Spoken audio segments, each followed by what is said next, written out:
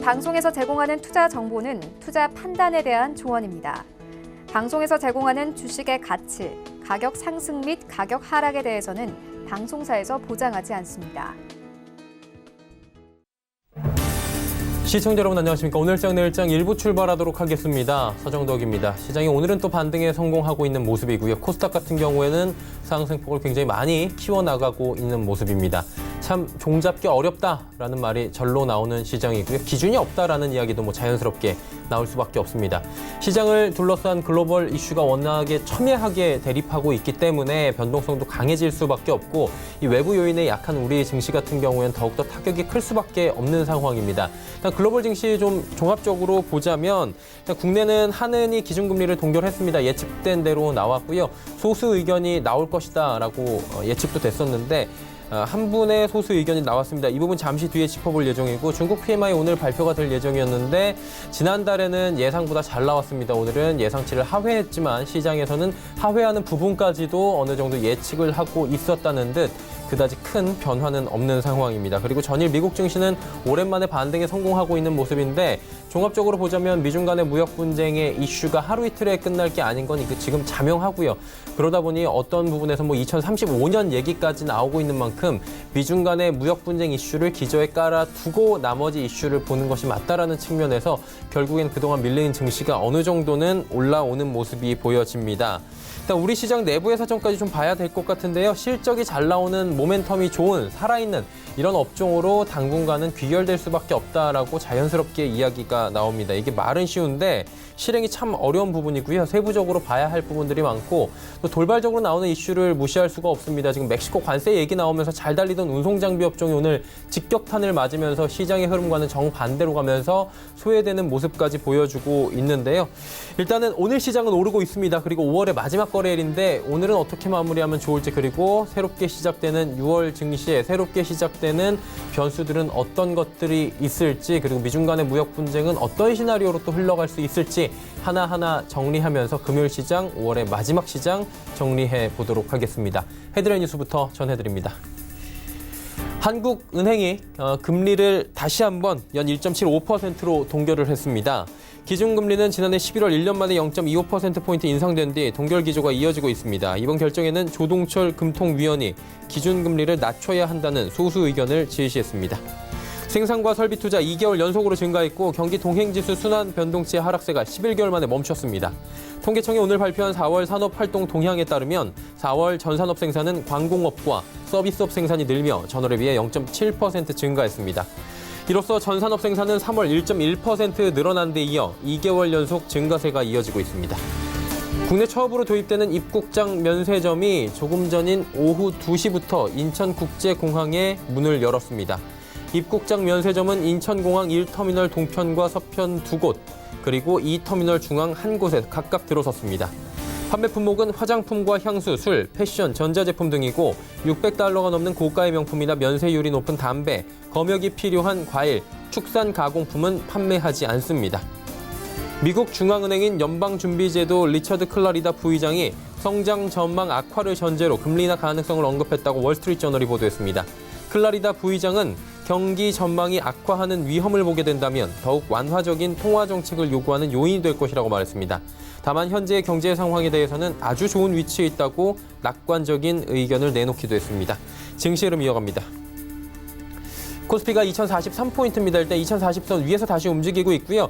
전일 같은 경우에도 2040선 회복을 하는가 했는데 결국에는 2040선 아래에서 무너지면서 마감이 된 바가 있습니다. 다시 한번 재차 2040선 안착을 시도하고 있는 거래소 시장인데 하루간의 흐름 정리합니다. 장중 고점은 2047입니다. 지금 그리고 고점 부근에서 계속해서 움직이고 있고요. 그다지 꺾이는 흐름들은 나타나고 있지 않습니다. 중국 시장 개장하면서 오히려 지금 시장 흐름이 더 좋아진 모습이고요. 상해 종합 증시도 지금 중국 PMI가 예상치 하회했지만 보합권 수준에서 움직여주고 있습니다. 오늘 아시아 증시는 니케이가 0.86% 빠지고 있고 항생도 0.18% 빠지는 가운데 우리 시장이 선방하고 있다. 이렇게 평가가 되고 있습니다. 수급 주체 만나보도록 하죠.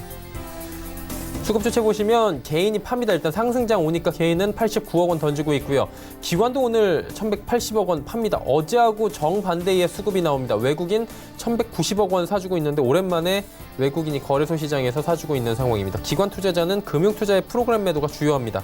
1844억 원이나 금융투자 쪽에서 프로그램 매도 쏟아져 나오고 있고요. 투신 연계금은 오히려 273억 원, 29억 원씩 각각 사주고 있는 상황입니다. 시총 상위주들 살펴볼 텐데 삼성전자, SK하이닉스는 소폭식 반등에 성공합니다. 셀트리온도 올라가는데 오늘 제약바이오 업종들 전체적으로 좋습니다. 하지만 현대차가 지금 문제입니다. 그동안 좀 잘 달리고 업황도 좋아지고 있고 바닥 찍었다고 얘기가 나오고 주가도 13만 원대 안착하고 있던 현대차가 큰 폭의 하락은 아니지만 지금 돌발 악재 만났습니다. 멕시코 관세 인상 얘기 나오는데 멕시코 쪽 관세 인상 나오면 현대차, 기아차 타격이 있습니다. 특히나 기아차 같은 경우에는 낙폭이 지금 더 커져 있는 상황입니다. 다음 살펴보도록 하죠. 자, 보시면 LG화학 2.29% 올라가지만 신한지도, 현대모비스, 포스코, SK텔레콤 빠지거나 보합인데 현대모비스도 마찬가지로 운송장비 업종 오늘 전체적으로 조정 나오고요. 자동차 부품 업종들 성우하이텍이나 만도 전부 다 오늘 낙폭이 큽니다. 그리고 멕시코 현지에 지금 공장 두고 있는 기아차 같은 경우에는 낙폭이 4%가 넘어가고 있는 상황입니다. 다음 살펴보도록 하죠.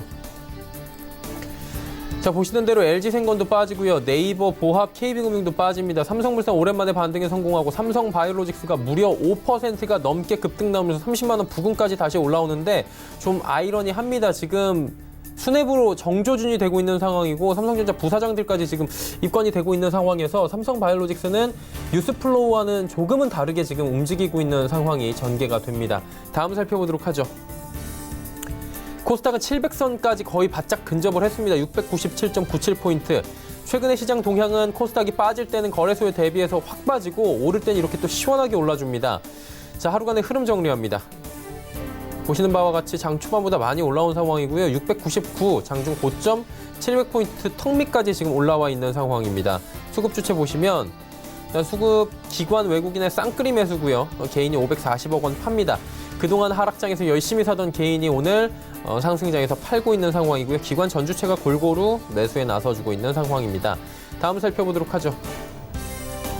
다 올라갑니다. 오랜만에 지금 시총 1위부터 10위까지 모두 상승인데 특히나 낙폭이 컸던 제약바이오 업종 위주로 오늘 올라오고 있기 때문에 제약바이오 업종이 시총 상위에 지금 대거포진해 있는 코스닥 시장이 자연스럽게 지수가 올라오고요. 투심이 올라오면서 나머지 업종들에도 지금 영향을 주고 있는 상황입니다. 선순환인데 CJENM 19만 원 오랜만에 넘어섰고요. 신라젠도 5만 5천 원 넘어섰고 헬릭스미스가 3거래일 만에 지금 반등입니다. 일단은 낙폭이 그동안 워낙에 컸기 때문에 오늘 급등이 기존 주주들 같은 경우에는 그렇게 만족스럽진 않으실 겁니다. HLB 7만 원 돌파했습니다.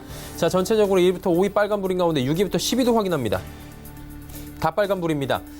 펄어비스가 상승폭이 제일 적고요. 스튜디오 드래곤 역시 아직까지 갈팡질팡합니다. 오늘 하락 상승 왔다 갔다 하고 있는 스튜디오 드래곤인데 일단 아스달연대기가 막상 뚜껑을 열어봐야 한다라는 측면인 겁니다.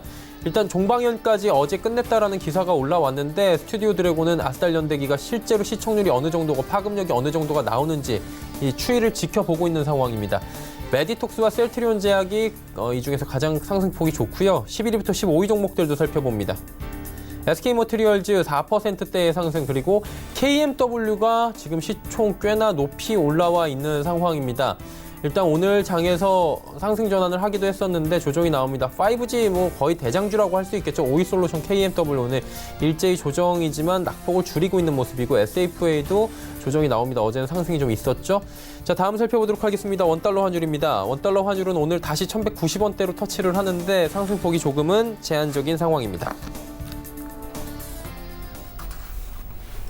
금일폰 방송에서 제공해드리는 정보는 투자 판단에 대한 조언일 뿐입니다. 해당 주식의 가치와 수익률을 보장해드리지 않는다는 점 참고해 주시길 바랍니다.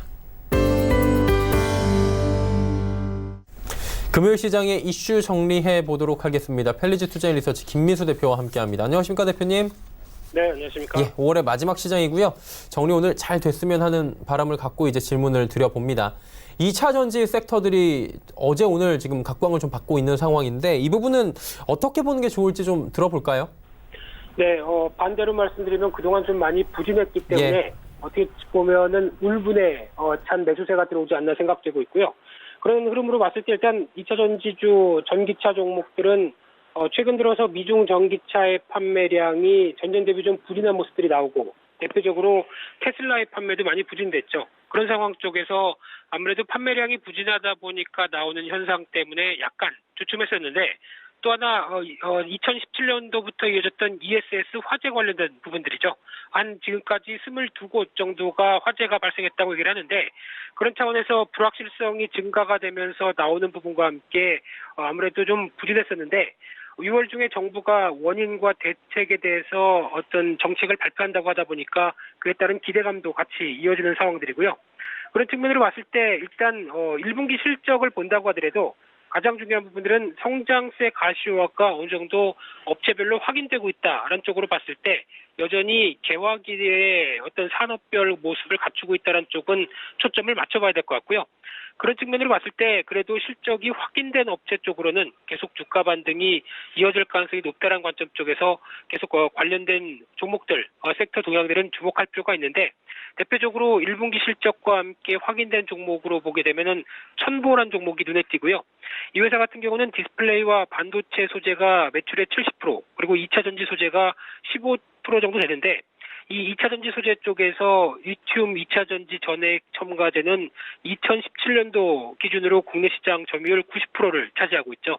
그런 어떤 독점적 지위를 갖고 있는 상황이다 보니까 작년 기준의 PER을 계산해 보게 되면 약 한 35배, 약간 프리미엄이 좀 반영돼 있다고 봐야 되겠죠.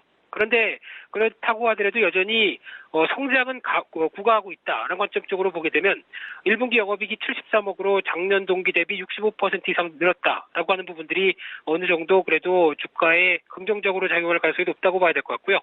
또 하나 에코프로 BM이라는 종목입니다. 이 회사 같은 경우도 리튬 2차 전지용 양극활 물질과 전구체에 주력하는 회사인데 특히 관련된 쪽에서 일본 스미토모에 이어서 세계 2위 시장 점유율을 보여주고 있죠. 마찬가지로 1분기 실적이 매출이 1,800억대로 작년 동기 대비 59% 증가, 영업이익도 145억대로 42% 증가하는 이런 수치를 보여준다라고 하게 되면 실적에 대해서 성장세는 분명히 보여준다라고 하게 되면 이런 어떤 주가의 정체가 또 하나의 기회가 될 가능성이 높다. 이렇게 정리해서 말씀드리겠습니다. 기회로 삼아 볼 만한 지금 2차 전지 관련 종목들도 보인다라고 정리가 됐는데 오늘이 벌써 5월 31일 마지막 거래일이더라고요. 이제 정리 한번 해봐야 될 것 같고 6월장 어떨지 좀 어쨌든 예측은 해봐야 될 것 같은데 한 말씀 들어볼까요? 네, 작년 10월 달에 이어서 이번 5월 달 참 또 악몽으로 기억될 만한 어떤 시장 흐름들이었다고 봐야 될 것 같고요. 코스피는 한 7%대, 코스닥은 한 8%대 지수가 하락하다 보니까 종목들도 엉망이었던 그런 상황들이죠. 그런 흐름으로 봤을 때 어제까지 외국인은 코스피에 2조 6천억 매도를 했고요. 코스닥은 6천억 매도를 했는데 기관도 같이 팔면서 물론 월말로 들어오면서 조금 나아지긴 했다고 하더라도 코스피 3천억대, 코스닥은 1,800억대 매도를 보이다 보니까 수급 공백도 같이 여실히 드러난 그런 한 달이었다고 보여지고 있고요. 그런 관점으로 봤을 때 여전히 시장의 어떤 변화에 대해서 어떤 그래도 조건이 필요하다라고 하게 되면 잘 아시는 것처럼 환율이고요.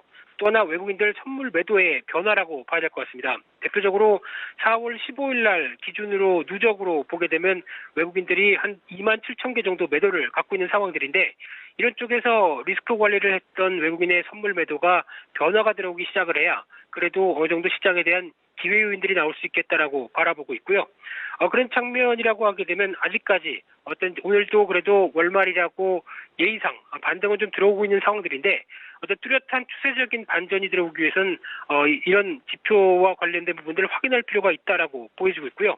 하지만 지금 나오는 시장 전반적인 현 주소를 보게 되면 코스피가 12개월 선행 PBR로 봤을 때 0.8배 초반대 수준이다라고 하게 되면 이 부분 같은 경우는 충분히 시장이 그만큼 많이 하락했구나, 가격 메리트도 있구나라는 것을 보여주고 있습니다. 하지만 이런 사실 하나 가지고 주가가 급반등하는 경우는 그런 반응보다는 오히려 이제 추가적인 변수들, 그러니까 즉 시장의 발목을 잡았던 여러 가지 악재들이 해소가 되기 시작하면서 나오는 기반이 되겠죠. 그게 이제 무엇보다도 기업들 실적이 돼야 될 것 같고 거기다가 투자 심리와 관련돼서 어떤 부진함을 이끌었던 미중 간의 무역 분쟁 관련된 진전된 뉴스가 가장 필요하지 않을까 생각되고 있는데 그런 차원이라고 하게 되면 이 뉴스 플로우에 따라서 시장의 변동성도 커질 수밖에 없다라는 점들도 같이 염두를 하시되 지금은 오히려 약간 위축이 좀 심했던 만큼 트럼프 대통령의 또 트위터 하나에 시장 분위기는 또 확 바뀔 수 있다라는 쪽도 염두할 필요가 있다고 생각되고 있고요. 그런 차원으로 봤을 때 그래도 G20 정상회담이 6월 말에 있고 그런데 두 정상이 만나서 그냥 어떻게 보면 좀 약간 화해 제스처도 나올 수 있는 분위기가 되지 않을까라는 쪽에 일말의 기대감이 있다고 한다면 조금 협상 타결과 관련된 뉴스들은 오히려 좀 더 약간 6월 초에 비칠 수 있지 않을까라는 기대감도 나오고 있는 시점이죠. 따라서 지금은 이 정도 부분까지 내려가는 상황 쪽에서 여기서 무리하게 어떤 비중을 줄이는 것보다는 반등 시에 비중을 축소하자는 관점 쪽으로 들어가는 게 좋아 보이고요. 여전히 낙폭이 좀 컸던 종목들 같은 경우는 다시 한번 시각은 그래도 관심이 좀 필요하지 않을까 이런 쪽으로 6월장을 바라봐야 될 것 같습니다. 네, 알겠습니다. 다음 달에는 그래도 호재성 소식들이 간간히 나올 수 있지 않을까 이렇게 조심스럽게 예측도 해주셨습니다. 오늘 말씀 잘 들었습니다. 네, 감사합니다. 칼레지 투자 리서치 김민수 대표와 함께했고요. 이슈 칼럼 이어갑니다.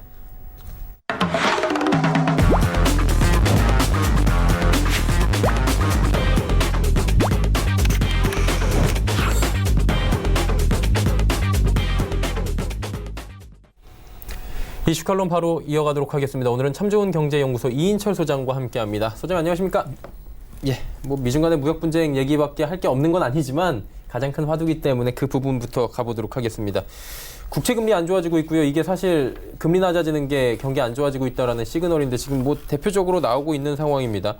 이게 어떻게 국채 금리 움직임이나 이런 걸 봤을 때 향후 움직임을 조금은 예측은 해볼 수 있잖아요. 선행지표로. 그렇습니다. 어떻게 보고 계십니까, 소장님은? 일단 이런 이제 미국의 경기가 가장 좋았을 지난해 말부터 사실은 이 장단기 금리 역전차에 대한 우려는 있어 왔습니다. 예. 근데 미국 경기의 1분기에 발표됐던 지표들이 워낙 좋았기 때문에 이런 우려가 다소 희석되는가 했습니다. 그러나 역시 펀더멘털적인 측면에서 미중 간 무역 분쟁이 장기화되면 장기화될수록 내상을 입을 수밖에 없고 발표되는 통계에 대해서는 신뢰성을 의문을 제기할 수밖에 없는 상황입니다. 맞아요.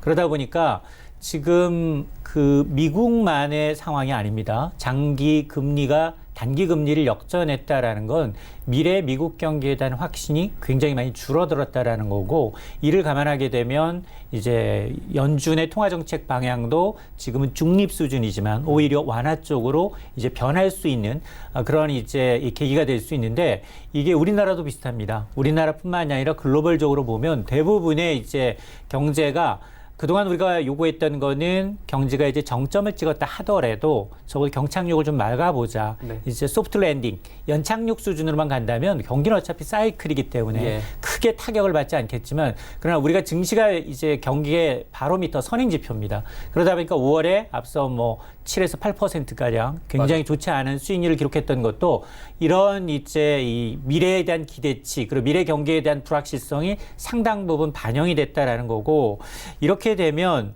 지금 가장 큰 변수는 뭐냐? 과연 이런 미국 경기 불확실성을 들이우고 있는 미중 무역 전쟁이 단기적으로 다음 달 어차피 양국 정상이 만나는 그 시점에 있어서 어떤 타협의 어떤 시그널을 줄 수 있느냐를 먼저 좀 따져볼 필요가 있습니다. 시그널조차 지금 나오지 않았던 이번 주기 때문에 증시가 미국 증시도 최근 들어서 근래 낙폭이 가장 컸고요. 계속해서 하락만 나오고 있고 우리 시장도 힘들었는데, 이게 장군멍군 받고 있고 중국 쪽에서도 카드 꺼냈잖아요. 히토류 카드 꺼냈고 그다음에 국채 지금 팔고 있고 이런데, 이게 계속 나오면 미국 시장도 타격은 있잖아요. 내상이 심해질 거 아니에요. 어떻게 맞습니다. 구체적으로 됩니까? 일단 다음 달 말에 있을 오사카 G20 정상회담을 앞두고 미중이 자기가 가용할 수 있는 모든 수단을 다 지금 언론을 통해서 흘리고 있어요. 자, 미국이 흘릴 수 있는 것. 일단은 외환으로 환율 전쟁까지 이제 얘기를 하고 있고요. 그렇죠. 그리고 통신장비 업체는 화웨이뿐만이 아니라 철도 회사까지 점점점 이제 확전하고 있는 양상이고, 여기다 이제 가장 중국이 효과적으로 미국을 공격할 수 있는 히토류라는 자원에서, 그리고 이제 불매 운동에서부터 그리고 트럼프 대통령의 표밭이라고 할 수 있는 대두, 농산품까지 건드리겠다는 거거든요. 이렇게 이제 신경전이 계속 가속화되고 있고, 특히나 중국 고위 관료의 입에서 직접적으로 히토류가 수입 제한할 수 있는 품목이다라고 이제 경고 시그널을 주고 있기 때문에 아마 다음 달 무언가 양국의 정상이 이제 의미 있는 합의를 도출하기 이전에는 그 이전까지는 이런 말폭탄이 서로 주고받을 수밖에 없는 상황입니다. 그러다 보니까 오늘 사실은 발표되는 지표들이 다소 이제 기대치 못 미쳤지만 그러나 이제 단기적으로 낙폭이 과다했던 데에 따른 글로벌 증시가 미국뿐 아니라 유럽 그리고 이제 우리나라 아시아까지 이제 반등을 하고 있지만 어쨌든 이 지금 만에 하나 이제 정말로 실제로 중국이 미국 내 투자한 자본을 회수했다. 이럴 경우에 지금 그 현재 중앙은행이나 아니면 이제 국부펀드를 통해서 중국이 보유하고 있는 무게 주식 수가 최소한 2천억 달러. 와. 이게 한 230조가 넘습니다. 예. 이것을 만에 하나 이제 정말 대량 반격으로 미국의 강경 행동에 대해서 이제 반격하면서 대량 매각에 나서게 된다면 중국이 과연 미국의 가장 지금 트럼프 대통령의 공적 중에 하나가 증시 그리고 이제 경기를 살려놓은 그건데 증시는 자본시장을 흔들 수 있는 무기가 될 수 있습니다. 충분히. 그렇기 때문에 뭐 물론 이제 중국이 미국 주식을 대량으로 매도하면서 이 채권 보유량을 줄이려는 시도는 나타날 수 있겠지만 그러나 그렇게 되면 자신의 이제 패도, 자신이 갖고 있는 이 써버리는 거니까요. 그렇습니다. 써버릴 뿐만 아니라 이제 주식을 팔아치울 경우에 이제 떨어질 가능성도 있기 그렇죠. 때문에 손실을 볼 수도 있기 때문에 이제 전문가들은 일시적으로 이제 매물을 폭탄을 내놓겠느냐 그렇지는 않을 수 있다라고 하는데 만약 그렇지는 않다면 미국이 워낙에 이제 다 국적 이제 기업들이 들어가 있고 여러 이제 나라들이 이제 포션을 갖고 있기 때문에 큰 충격은 중장기적으로는 이제 미치지 않을 것이다라는 전망이 우세합니다. 뭐 알리바바도 지금 홍콩 쪽에다 다시 상장하려는 움직임도 있고 사실 이게 쉽게 끝날 것 같았던 이 싸움이 생각보다 굉장히 자존심 싸움으로 가고 있고 패권 다툼으로 가고 있는데 이런 와중에 이제 PMI 오늘 중요하게 봐야 된다라고 했는데 지난달에 여쭤봤을 때는 생각보다 잘 나왔다라고 했는데 정확히 이제 그 정도 빠졌네요. 예상했던 거 잘 나왔던 것만큼 지금 빠졌네요. 맞습니다. 이 제조업과 비제조업 부분에 이제 PMI를 좀 살펴볼 필요가 있는데 50이 기점이에요. 50을 기점으로 이제 50을 상회하면 제조업이 비교적 탄탄하다. 확장이고요. 이제 확장 국면에 있다라는 거고 그 밑돌면 이제 사실은 좀 위축되고 있다라는 건데 당초 예상했던 한 49.9보다는 다소 떨어졌습니다. 지난달에 50.1에서 이번 달엔 49.4까지. 그러니까 좀 하락폭이 좀 커졌다라는 건데요. 지금 이게 중국 시장에 반영돼 있는 것도 보면 중국 증시가 지금 거의 강보합권이거든요. 그리고 아시아 증시에 커다란 영향을 미치지 못하고 있어요. 그러다 보니까 3개월 만에 떨어지고 있고 하락한 거 맞고 예상보다 낙폭이 커진 건 맞지만 그러나 추세선을 좀 보자. 중국이 그동안 계속해서 경기 부양에 대해서 돈을 쓰고 있는데 그 효과가 조금 못 미친다라는 분석도 있고 아니다. 좀 더 지켜봐서 추세를 좀 확인해야 된다라는 분석도 있기 때문에 아직 이 단발성 뉴스 PMI가 기준선을 밑돌았고 예상치를 크게 밑돌아라는 것에 대해서 시장 충격은 그다지 크지 않은 상황입니다. 뭐 쇼크 수준으로는 당연히 뭐 가지 않은 상황이고요, 지금. 그러면 이제 증거세가 인하가 됐잖아요. 이건 사실 번외 얘기고 한번 특집으로 다룰만 했었는데 너무 조금 내린 거 아닌가? 맞습니다.